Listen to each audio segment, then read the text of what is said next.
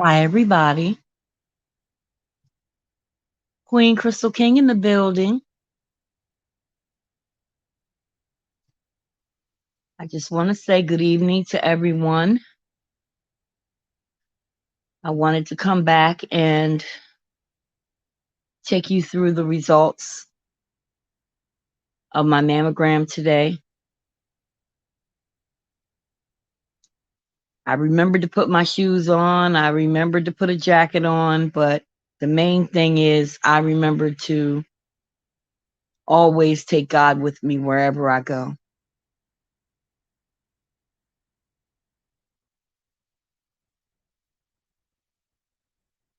My results are not conclusive, but at this particular point,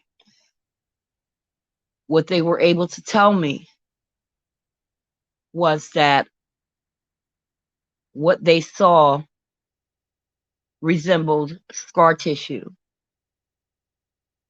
from the way I was cut from my surgery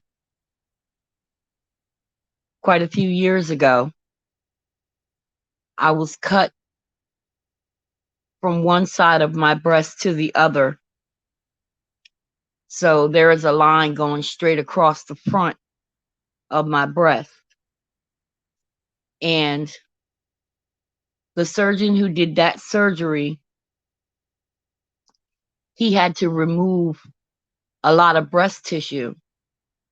So it somewhat left an indented print in the front of my breast. That part I wasn't so worried about. When I look at that scar, I'm not trying to model a bikini. When I look at that scar reminds me of what had to be done to save my life.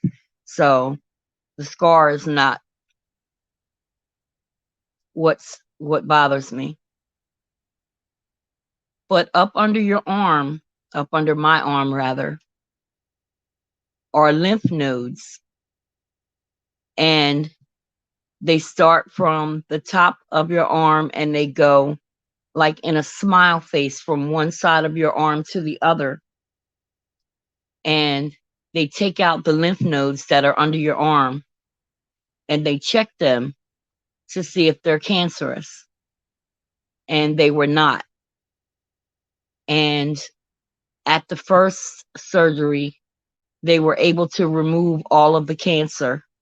And I still had to do like 21 rounds of radiation. But what they're seeing that's coming up on my scan now is how the surgical scar healed. It just healed like a half circle under my arm and a line going straight across my breast, but the scar tissue has gotten a little thicker. And in order for them to make an informed decision, they have to make sure that it is indeed scar tissue and not the cancer coming back. So the first surgeon that I had told me that my surgery was a complete success or a complete healing. And I believe that was the wording that he used. It was a very knowledgeable African doctor. And I didn't have a lot of time because I don't remember how much of my story that all of you have heard, but I was taking care of my husband and a lot of other things, and I neglected myself. And I skipped that mammogram that year. And I had it was the size of a jack ball by the time I had got it by the time I had got it examined by the doctor. But I knew it was a lump. But my husband was bilateral amputee. Through a lot of his surgeries, he lost both of his legs. And he had had lung cancer a year before that. So I wasn't concentrating on myself. I was concentrating on him. And I'm not saying that it's his fault. I'm saying that as a woman, as a mother, as a wife, as a grandmother, it's just a lot of hats that I wore, and I didn't have time to take care of me. I always said, I'll do it later. I'll get back to it. So I waited a whole year, and what started out like a silver dollar ended up being the size of a jack ball, and it was hard, like rock hard, and it was protruding through my breast, and I knew something was wrong, but in my mind, I had other things that I needed to do. So by the time I went to go and see about myself, it was it was stage 2 triple negative breast cancer, and I had to start chemo immediately for that surgery.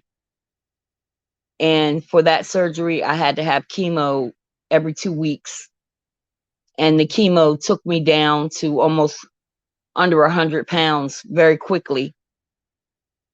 uh I had a lot of pain in my bones, and I lost a lot of volume in my face and muscle tone, and my fingers and my toes and my hands and all that just turned jet black because of the strength of the chemo that I needed to do to save my life.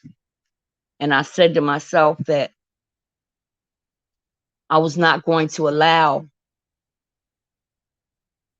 me to do that to me ever again. That there's no way in the world that I can take care of anybody around me if I don't take care of myself. So my husband beat his lung cancer.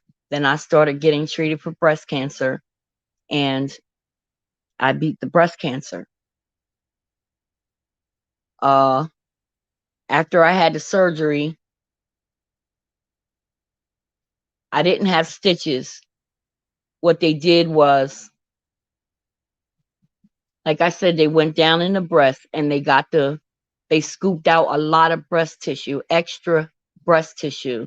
So there's not a lot of volume there, but all of the cancer was removed. But because of the extent of the surgery, it left some major scar tissue. And 5 years later, after still being breast cancer free, I ended up being diagnosed with ovarian cancer, stage 4. And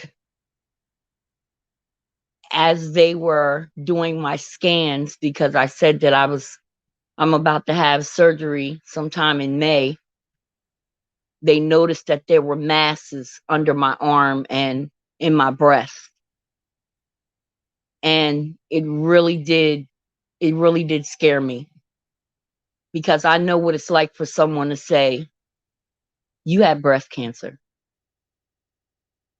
I know what it's like to hear my mother say,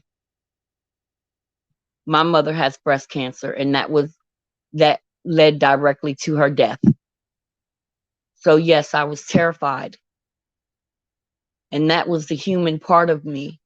That's the part of me that still wants to fight, that doesn't want to leave here yet, that still wants to hang out with you guys, that wants to meet the rest of my grandchildren, my great grandchildren. And last night I poured my heart out on my video. I poured my heart out. So when I went to go get this these results today. They said it looks like scar tissue from your last surgery. And as you get older, the scar tissue changes. Sometimes it gets thicker, sometimes it doesn't. Sometimes you'll get a nodule, or sometimes you'll build up fluid, and it will show up on your scan as if it may be another round of breast cancer. But thank God they said that they want me to come back in 6 months to check it again. But the surgery that I had about 5 years ago, those films are not available at this moment. But they felt safe in sending me home and telling me that it was scar tissue.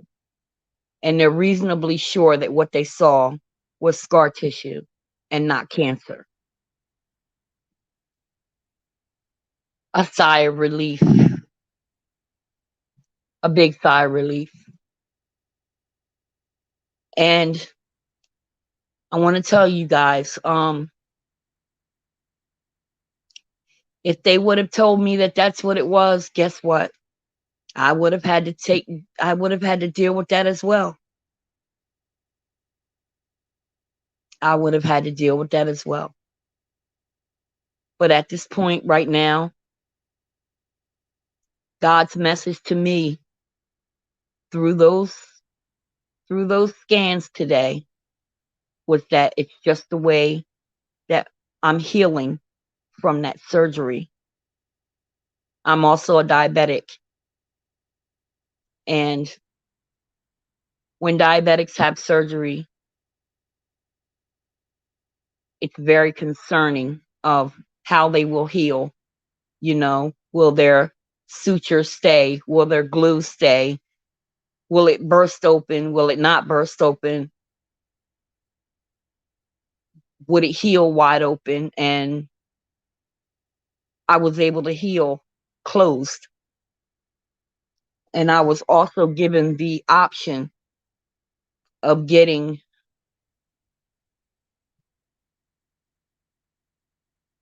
plastic surgery so that they could look somewhat the same. And I said to myself, a part of me would like to look a little better on that aspect of it, but it's not that important. It's just not that important. So I don't want to take the chance on going through another surgery in my breast and chancing not healing so well. So that's what I'm telling you guys that happened today. All those options were given to me, was all explained to me. When it comes to the ovarian cancer, the left side, the ovary on my left side went up 4 points bigger. And the other side stayed the same. But they still consider it being stable. They also gave me the pros and cons of what could happen, what they could find when they go in, how they would have to change the surgery in order for me to have the best outcome. And that was just mind-blowing. It's basically what they've been telling me, but what I'm understanding from yesterday is that they still see some cancer around my diaphragm and around my liver. I meant to say liver yesterday, but I said kidney, around my liver. And they see something coming up near my bowel. And there is a 7% chance that they may need to reconstruct or remove some part of it in order to save me. And please don't misunderstand what I'm about to say. I do not believe that God will not heal me. I do not believe that. It's just that me, Crystal King, I have been going through a lot of medical procedures most of my life, and God has spared me. But when I heard that the recovery would take quite some time, that I would need to be cared for, and I would still have to have chemo after the surgery, it was just too much for me to handle.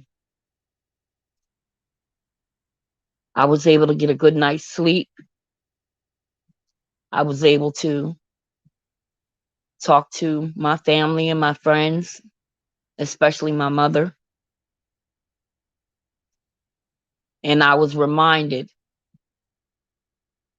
of how many times God has brought me through situations that man has said was impossible.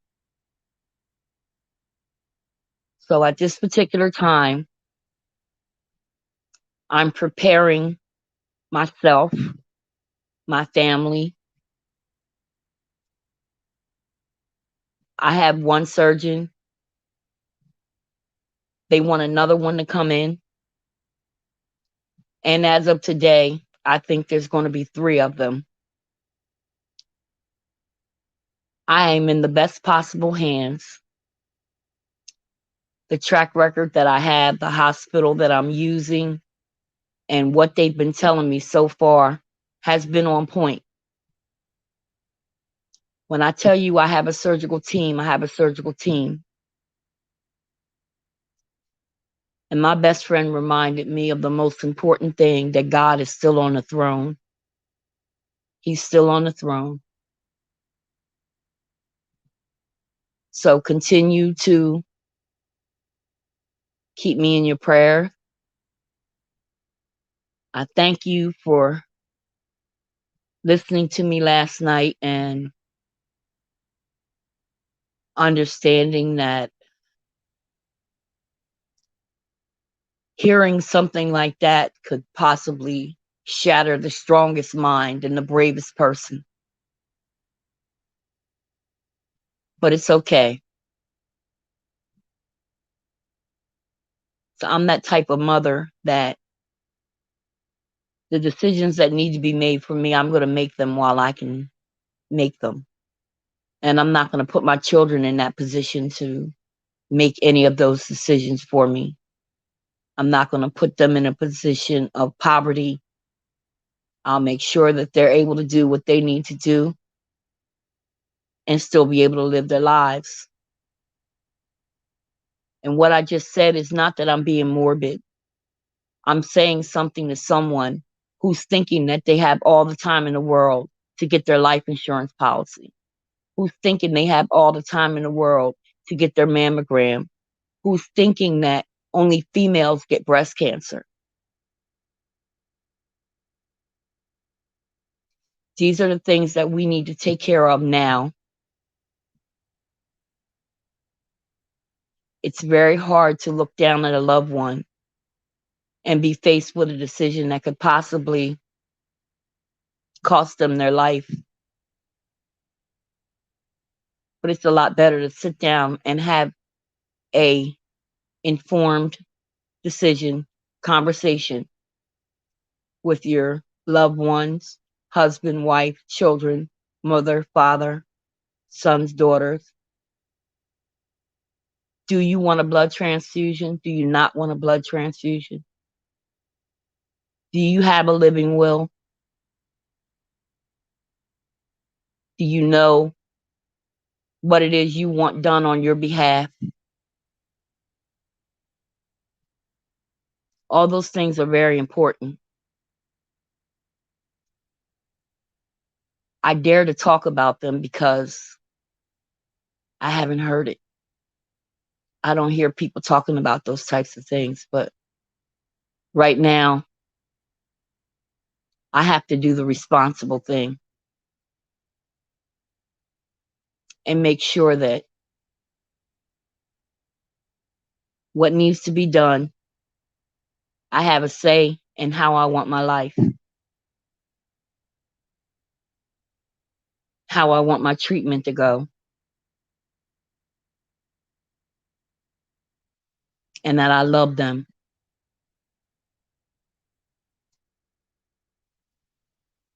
beyond anything I could ever express.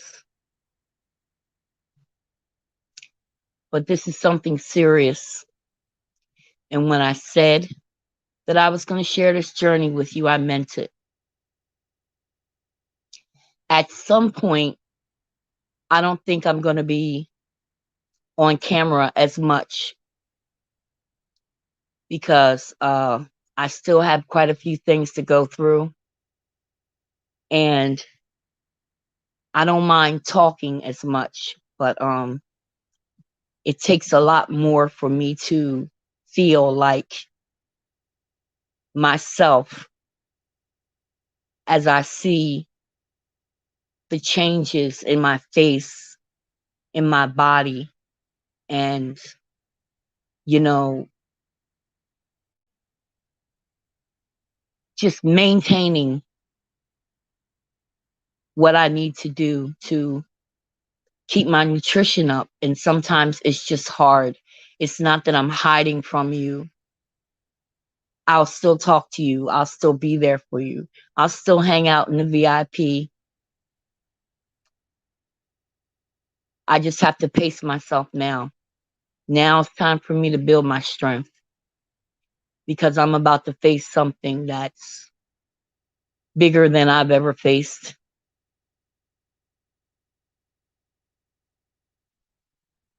And I love each and every one of you for being there with me. So, what I'm going to do right now, I'm going to try to find. I'm going to try to find these readers so that I can read the chat. I had to not look at it for a while so I can concentrate on what it was I had to say without being so emotional.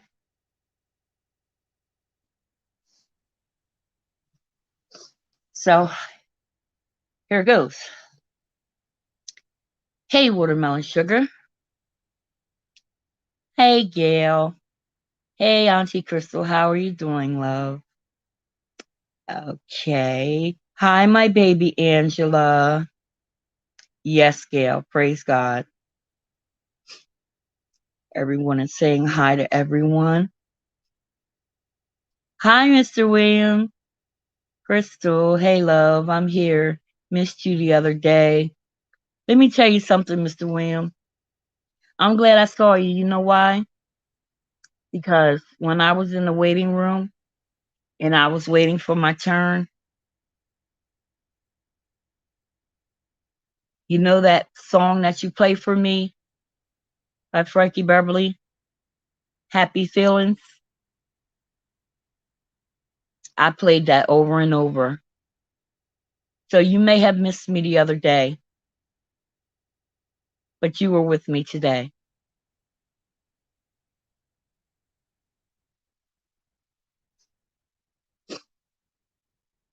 Oh my. Hi, Terry.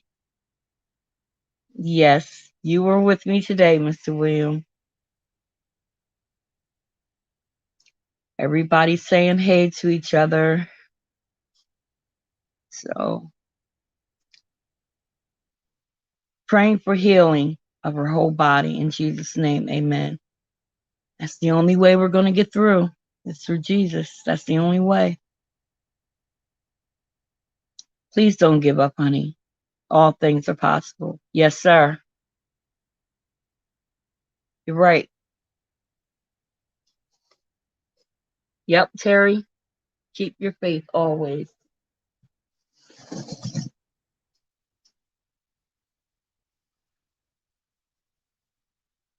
Yep, you're right, Angela. I understand, love. I had to make that decision years ago. And by the grace of God, I'm still here. Yeah. But you understand what I'm saying, Mr. William. You had to make it. You had to make it. It's not something you wanted to talk about, but it's something that you wanted covered.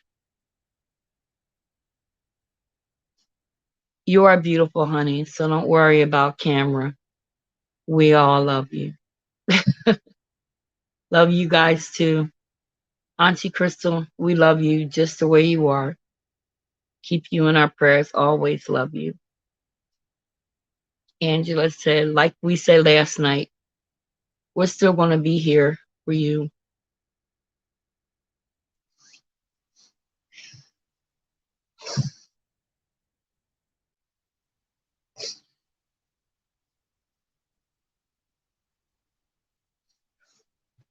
No matter what. Yes, my dear. And you are always with me.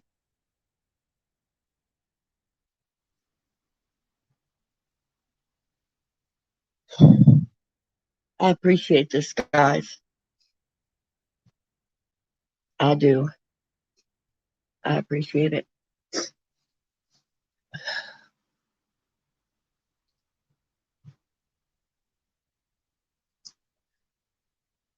Yep, Terry, you're right.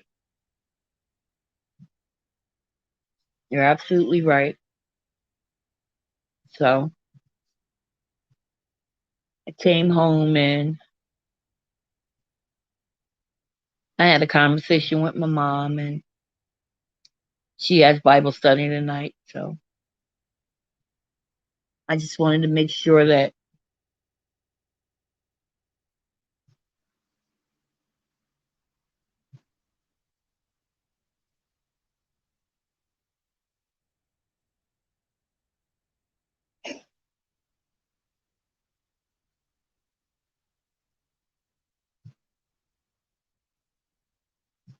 I keep my word. So, and I'm going to keep my word, guys. It's getting a little bit more difficult, but I think I'm worth fighting for.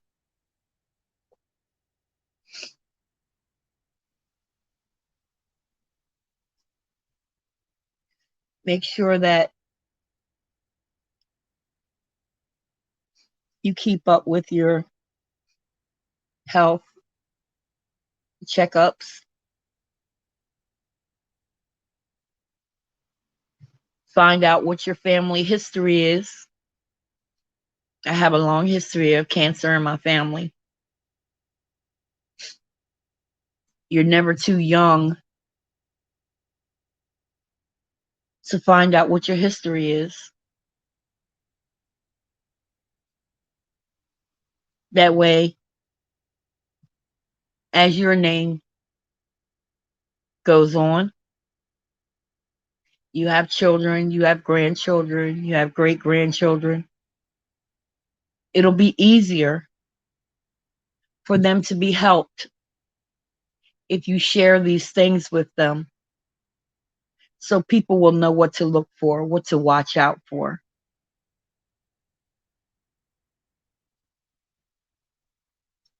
Auntie, you are a blessing to all of us. We love you. I appreciate you guys so much.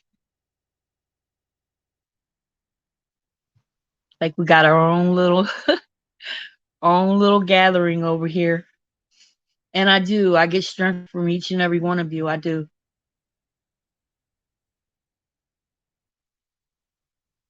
It just can be so tiring sometimes, you know. And you have to tell the truth about how you feel.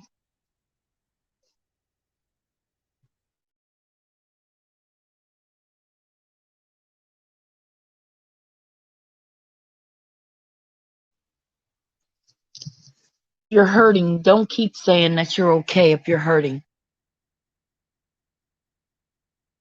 There's a lump, or there's a bump, or you're walking a little different, or even when it comes to your feet, make sure that your shoes are comfortable. Some people don't even know they're diabetic. When my late husband started getting amputations, he stubbed his toe. That's what happened. One day he stubbed his toe. And after that, it was just downhill from there. So there's a lot more to life than just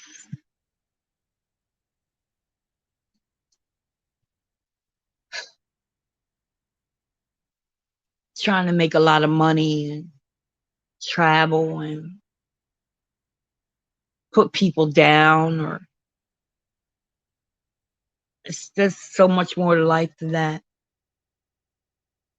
Let's pass on things to our kids that they can pass on to their kids.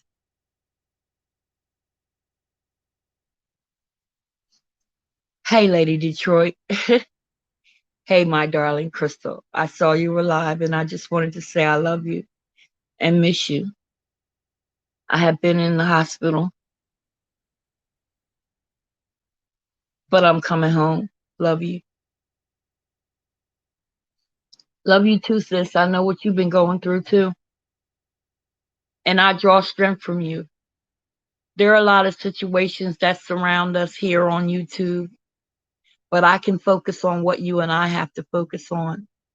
And that's trying to get another day on this earth with our family and loved ones. And I thank you for coming by, my Mr. William. Keep your head to the sky, never lower your eyes. And remember, we love you so much. You get well soon, Lady Detroit. Hey, Lady Detroit. Hey, my boo, Terry Hughes. You know I can't talk loud, and I will talk to you later. That Terry boy, that's a firecracker right there. She turned out to be all right.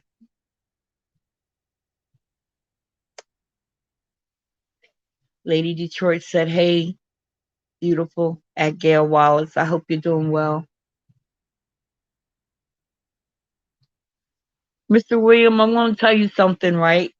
When we had the birthday party and you were singing happy birthday to me, my two sisters were here in the house, and they were trying to help me get the stuff together in my apartment at the same time.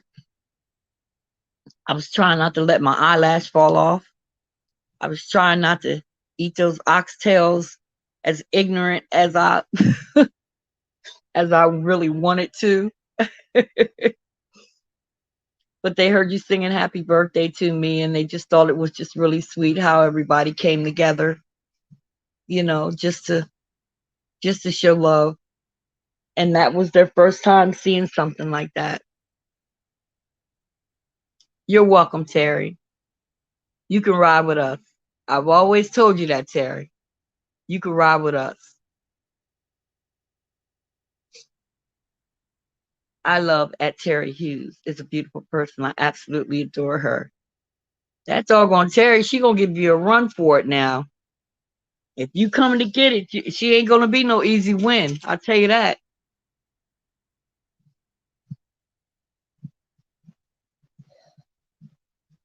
And my boss lady, New Jersey, she's awesome too. There are so many people like Bashful. Jaded Nerd.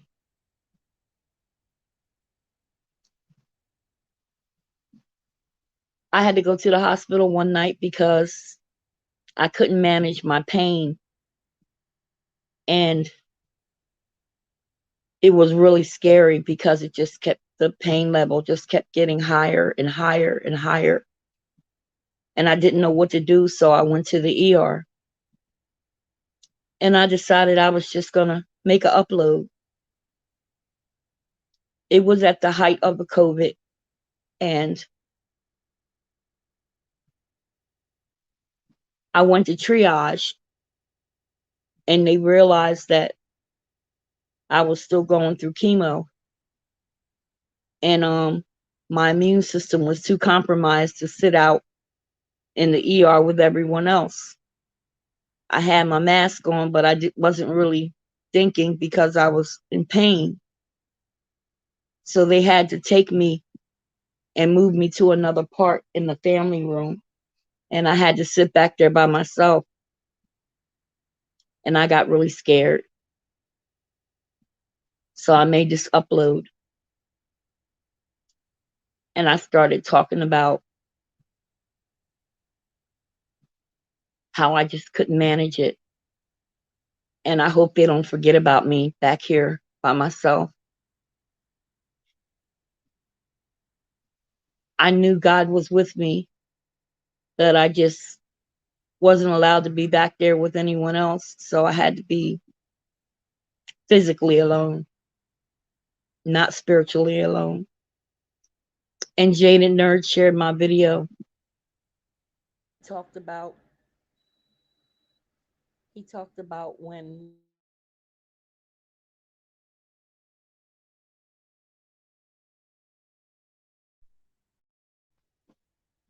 sorry about that, guys.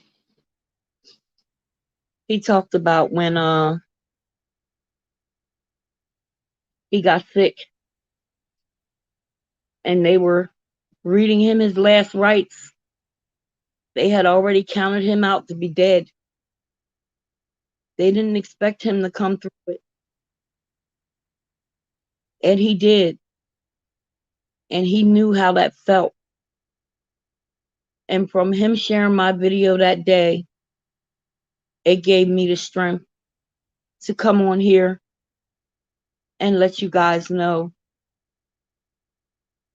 what was going on with me.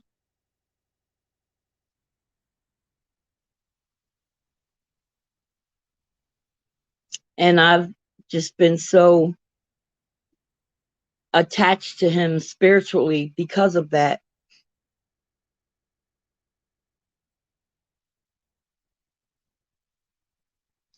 And he's just a really good person. And I've watched him grow. And I've watched him take his fate in his hands. And he fought to stay on this earth, and he's here and he's healthy. And he encourages me whenever he can. And I thank him for that too. I'm getting better at Gail Wallace. Just wanted to speak to everyone, and I promise to be good. You better be good. You better be. At Terry Hughes makes my day. She's hilarious. Yes, she is hilarious. You make sure you be good, Lady Detroit. Yes, stay on her. Don't let her slip away now, because she could get to cutting up and you can't catch her. Mr. Williams said, I'm going to sing for you. I'm going to sing to you for many years to come, darling. Oh, and we will be ready to sing to you anytime. Thank you. Yes, ma'am, at Gail Wallace. I promise to be good. Everyone have a wonderful night. Love you, girl. Thank you for coming by. Feel better.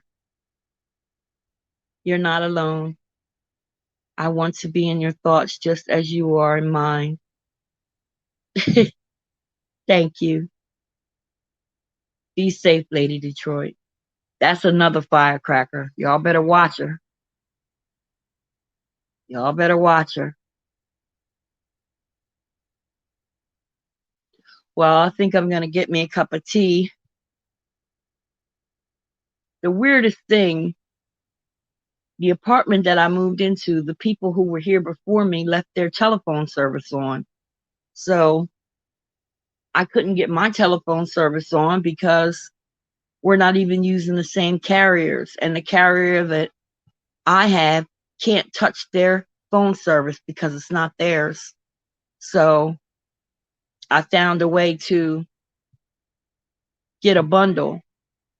So I'm finally going to get my internet and my telephone service on one bill with my cable. And that should go through tomorrow. I'm still a little winded from today, but it's just so cool to come in here and be able to kick it with y'all.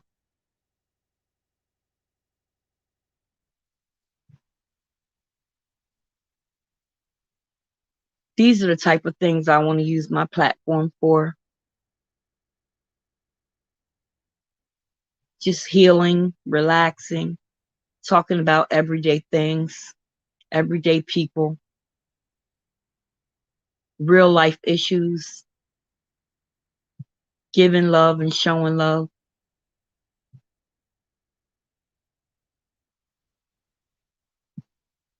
If God lays it on your heart to tell someone that you love them, tell them. Whether they believe it or not, you be obedient and you tell them.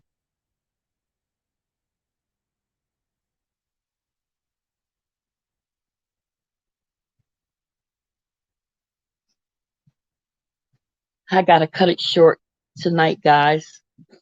Maybe I'll be back on a little later. It's according to how I feel, but I thank y'all for being here. And I'm glad I could let you guys know what's been going on today. And God sent me some really good drivers today. So it wasn't that much of a bumpy ride. So, Angela, you know you my baby girl. Thank you for sharing your journey with us. I love you too, Terry. And it's soothing to hear your voice. You know I don't like the way my voice sounds, but okay. I like the way your voice sounds. And Gail, you can be a firecracker too. I'm gonna have to keep an eye on you too. I will get my rest. And I want you guys to know that my family, my friends, my children, my loved ones appreciate how much love and respect you guys show me when I come on here.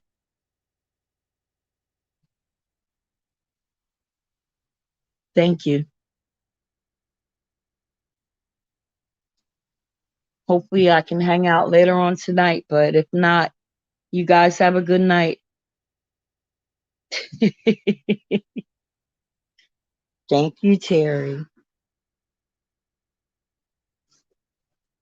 I like the way you talk too. I like country accents. I like Southern dialect. Different things that you say is real Southern, and it kind of makes me laugh a little bit, but I just like it. And I love them also.